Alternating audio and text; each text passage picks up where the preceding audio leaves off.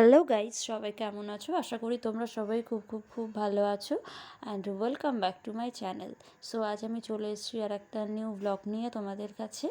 এটা টোয়েন্টি মের ব্লগ, মানে ভোটের দিন মানডের ব্লগ।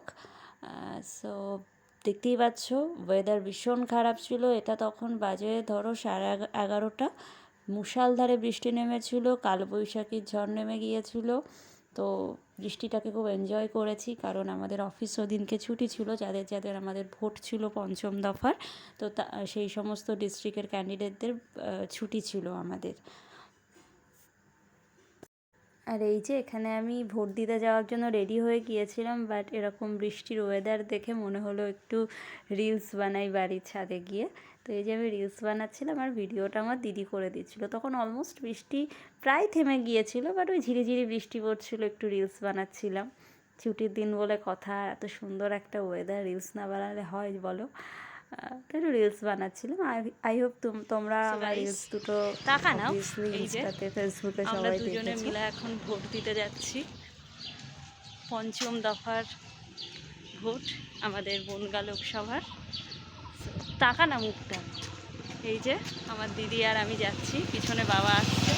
টাকা এই যে এই ভদ্রমহিলা ভোটের ট্রেনিংয়ে গিয়েছে, ভোট নিয়েছে ডিউটিতে, এবার নিজে ভোট দিতে যাচ্ছে।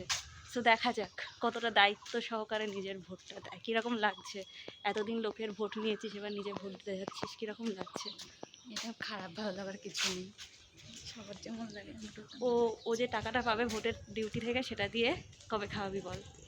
আগে পাই, এখন একটা দেয়নি, এখনো টাকা দিইনি বেচারাকে। ওকে। আর এখানে অবস্থা দেখো, স্কুলের সামনে, মানে আমি যে স্কুলে পড়তাম, চারঘাট মিলন মন্দির বিদ্যাপীঠ, সো সেখানে তো হাঁটু সমান জল জমে গিয়েছে। আর আমার বাবাকে দেখো সাইকেল নিয়ে গিয়েছে, মানে কি একটা বাজেভাবে যে আমরা ভোট দিতে গিয়েছি। তবুও ভোট দেওয়া আমাদের নাগরিক অধিকার, তো সেটা তো দিতেই হবে। আর এই যে সেই ফাঁকে আমার স্কুলটাকে তোমাদেরকে একটু দেখিয়ে দিলাম, কারণ ভীষণ ভিড় ছিল আমাদের বুথে। আর স্কুলের সামনে আসলে না একটা অন্যরকম ফিল হয়, জীবনের একটা গোল্ডেন টাইম আমরা সেখানে কাটিয়ে এসেছি। তো ফাইনালি ভোট দিলাম। মুখটা দেখা, হাত দেখা, এই যে দেখা না। সো ফাইনালি আমরা ভোটটা দিলাম।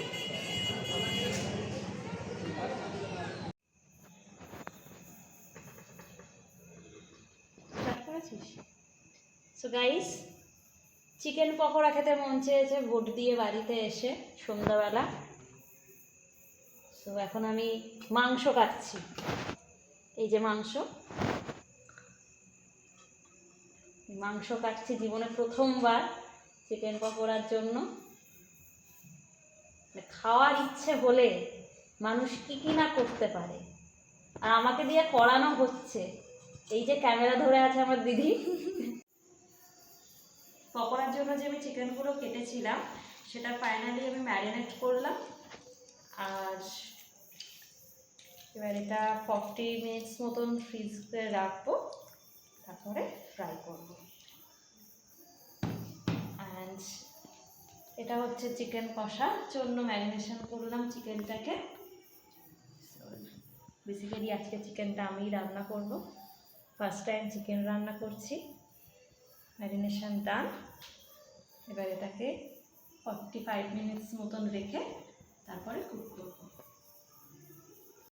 তারপর হঠাৎ করে ডিসিশন নেওয়া হলো যে বাসন্তী পোলাও করা হবে। আর বাবা অনেক দিন ধরেই বলছে যে বাসন্তী পোলাও বানাতে বা কিনে আনতে বা বানাতে, সেটা হচ্ছিল না।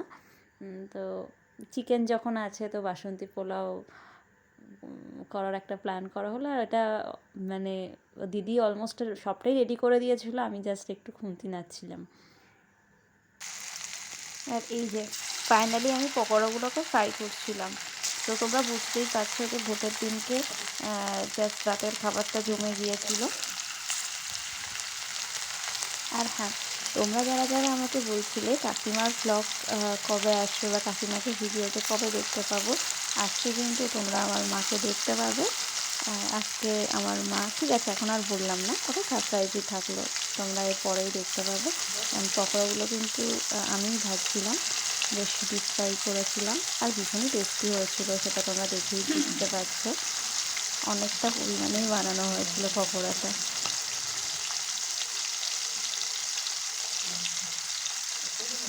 তো ফাইনালি আমাদের delicious chicken pakora ready with homemade chutney, যেটা আমি টক দই দিয়ে বানিয়েছি।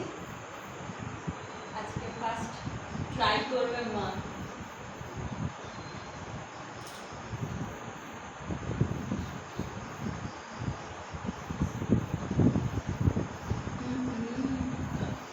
কেমন আছে? আর আরেকটা নাও, মানে মশলা ঠিকঠাক দিয়েছে, নুন মিষ্টি।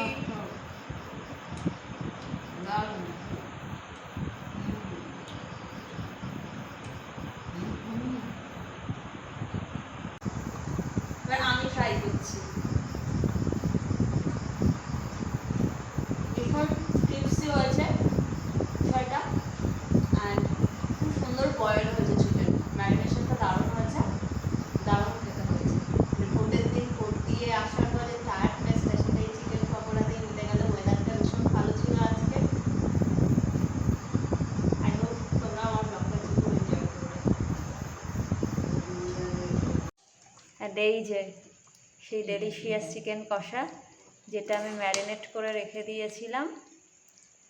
আর চিকেনটা রান্না করছে দিদি।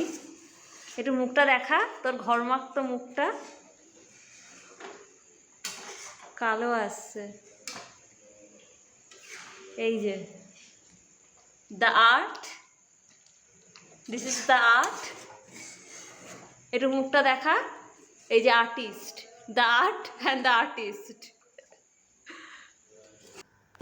আর এই যে তারপর আমরা ডিনারের জন্য রেডি হয়ে গিয়েছিলাম, বিকজ সমস্ত আইটেম রেডি হয়ে গিয়েছিলো, বাসন্তী পোলাও, চিকেন কষা, আর মা লাস্টে খাবারটা সার্ভ করছিল। আসলে আমরা রান্না করে এতটাই টায়ার্ড হয়ে গিয়েছিলাম, তো আর এনার্জি ছিল না, তো এই সার্ভিংয়ের কাজটা মা করছিল।